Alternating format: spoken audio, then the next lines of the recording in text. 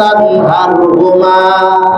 আমার আল্লাহ ডেকে ডেকে বলেন, বান্দারে, ও বান্দা শুন, আমি আল্লাহ তোর মারে মর্যাদাশীল বানাইছি, তোর বাবারে আমি মর্যাদাশীল বানাইলাম।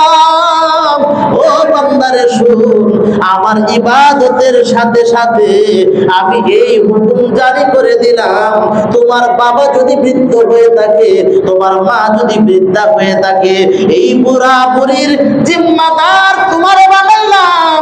ছোট কালে যখন নাকি তুমি তোমার বাবাকে বারবার বলতা, আব্বা এখন চকলেট খাবো, আম্মু এখন নুডলস খাবো, এই একটু পর পর এটা না সেটা, এটা না সেটা বারবার বিরক্ত করতাম। যখন নাকি মা বাবা বৃদ্ধ হয়ে যাবে, মা বাবা বৃদ্ধ হয়ে যাওয়ার সাথে সাথে ওই ছোট কালের আচরণগুলো তাদের ভিতরে চলে আসে। কথা ঠিক কিনা? যখন আমাদের বৃদ্ধ বাবাদের ৬০-৭০ বছর হয়ে যায়, পেরিয়ে যায়, তখন দেখবেন বারবার একই কথা বলতেছে, এই আমি না এখন বাজারে যাব, তোমাকে বললাম, এই আমি এখন আঙ্গুর ফল খাবো, এই শুনছো আমাকে একটু বসাও, আমার তো ভালো লাগতেছে না, একটু শুয়ে দাও। আছে না এরকম? কারণ আমরা যখন নাকি মা বাবার মায়ের আঁচলে যখন ছিলাম, ওয়া ওয়া ওয়া কান্না করেছি, মা আমার ওই দিলের কানেকশনের কারণে আমার মা ভালোটা বুঝেছে, আমার বাচ্চাটার এখন ক্ষুধা লেগেছে। যখন নাকি আমি আস্তে আস্তে বড় হলাম, মার বুকের দুধ খাইলাম, 2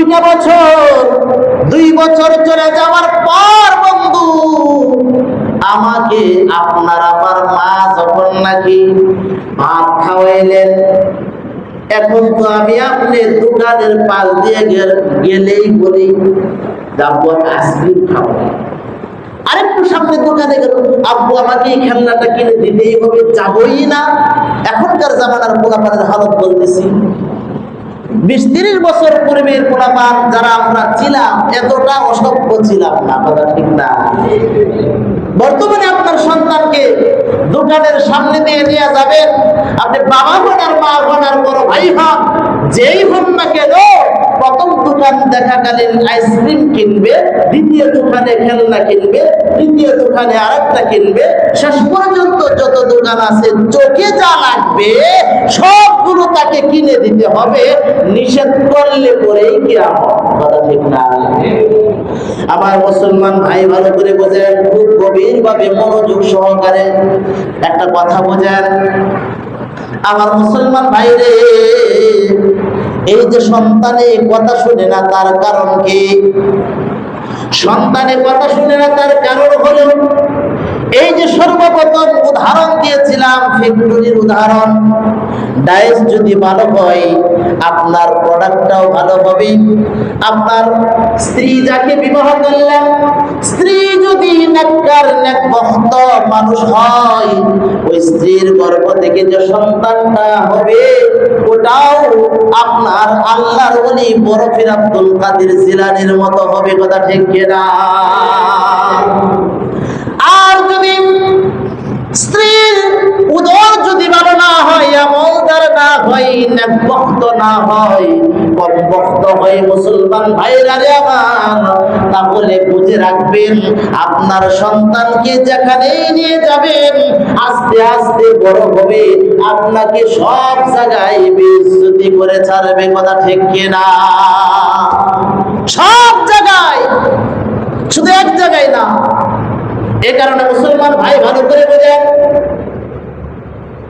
নবী করিম সাল্লাল্লাহু আলাইহি ওয়াসাল্লামের কাছে যা রাজুলুন ইলা রাসূলিল্লাহি সাল্লাল্লাহু আলাইহি ওয়াসাল্লাম ফাকাল, একজন ব্যক্তি হযরত আবু হুরায়রা থেকে হাদিস বর্ণিত, তিনি বলেন, একজন আগন্ত ব্যক্তি আসলো নবীজির কাছে।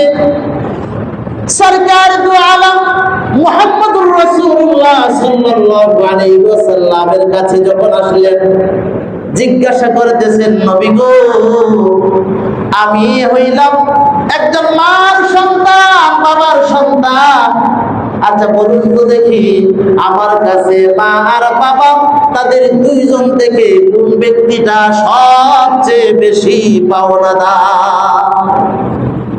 আমার কাছ থেকে সবচেয়ে বেশি হকদার কে? নবীজি বললেন উম্মুকা, তোমার মা। ফাকালা মান, আবার বললেন তারপরে কে? নবীজি বললেন উম্মুকা, তোমার মা। তৃতীয়বার আবার বললেন কে? নবীজি তৃতীয়বার বললেন উম্মুকা, তোমার মা সবচেয়ে বেশি হকদার। চতুর্থবার যখন জিজ্ঞাসা করলেন, নবীজি ডেকে বলেন ও উম্মতেরা রে শুন। চতুর্থবারে নবীজি বললেন এবার হলো তোমার বাবা। এই হাদিস দ্বারা নবীজি এই হাদিস দ্বারা কি বুঝাইলেন? মুহাদ্দিসিনে কেরাম ভালো করে বিষয়টা আপনার হাদিসে ব্যাখ্যা করেছেন। আমার মুসলমান ভাই অনেকেই লিখেছেন এর কয়েকটা কারণ হতে পারে।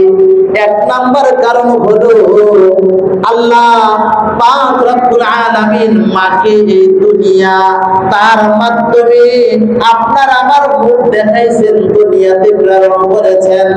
আমার মুসলমান ভাইরে, নবীজি যেরকম বলেছেন মা মা মা, তারপরে বলেছেন বাবা, আমার আল্লাহ আগেই তার মার কথা বলেছেন, মাকেই বুঝিয়েছেন। কেন বন্ধু জানেননি? আল্লাহ পাক রব্বুল আলামিন ভালো করে বলেন যে মা তিনটা কষ্ট করে। কয়টা কষ্ট? জোরে বলেন, জোরে বলেন, কয়টা কষ্ট? এমন তিনটা কষ্ট করেন যেই তিনটা কষ্ট কোনোদিন বাবা করে না। এক নাম্বারে কষ্ট হলো বন্ধুরে দিলটা নরম করে দাও। মার কথা নবীজি তিনবার বলেছেন, তার কারণ কি? মুহাদ্দিসিনে কেরাম বড় চমৎকার ভাবে বলেছেন। এক নাম্বার কারণ হলো মা আপনি আমাকে 10 মাস 10 দিন পেটে ধারণ করেছে। আচ্ছা ভাইজা, একটা উদাহরণ দিয়ে বুঝবেন, তাহলে দিল থেকে শুনেন সেটা কিরকম। আচ্ছা, মা উনি 10 মাস 10 দিন আপনি আমাকে উদরে ধারণ করেছেন, প্রেগনেন্সি ছিলেন, তাই না? আচ্ছা, 10 মাস 10 দিন যে আপনি আমাকে পেটে রেখেছেন, এটা সহজ কাজ মনে হয়? জোরে বলেন। আমার কথা মনে বুঝাইতে পারি না আপনাদেরকে? তাহলে একটু হা না বলতে হবে। আমি তো এখন আপনাদের এখানে এই নিয়ে দ্বিতীয় জুমা, তাই না? তাহলে গত জুমায় যে আলোচনা করলাম হালতটা তো ভালো করে আপনারা জানেন। আমার সাথে একটু হা না বলেন মেহেরবানি করে। আমার প্রশ্নের উত্তর দেন যে মা যে 10 মাস 10 দিন আপনি আমাকে পেটে ধারণ করেছেন, এটা কষ্টের ছিল না সুখে? জোরে বলেন, কষ্টের না সুখে? কেমন কষ্ট? 2 মিনিট বলি।